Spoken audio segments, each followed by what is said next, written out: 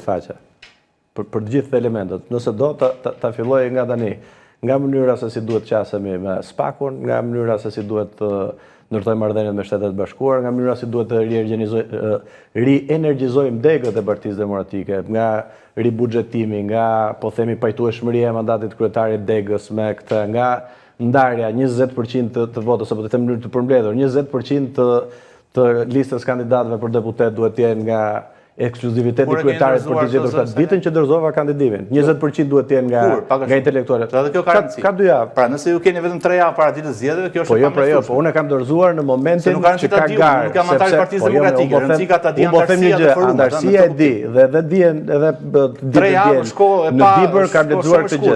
Po mirë, më ky tjetri nuk ka fare, çfarë lidhje ka kjo? Unë po të them që ka gjithkohës, unë kam thënë këtë, së pari problematikat, se është kjo idiotësia që ky është kundër leadershipit. Imagjino, unë dal në fushata, ne them sa mirë që Sali Berisha ka humbë zgjedhjet, sa mirë që ky po bashkëpunon me Ramën, shumë mirë Sali Berisha po mbyll ca punë vetat, shumë mirë që janë ambasadorët që prish marrëdhëniet me BE, me këtë.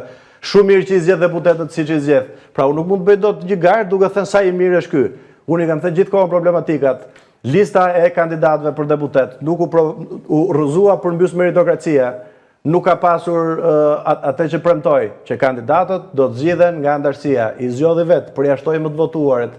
Unë e kam darë me piketat të gjithën, rikthimi tek kolonat e së djathës, mbështetja ndaj familjes, ndaj kombit e tjerë. Pra unë jam i vetmi që kam depozituar një platformë dhe program. Së dyti është vetëm, jo. Kjo është një narrativë ndërtuar nga Sali Berisha.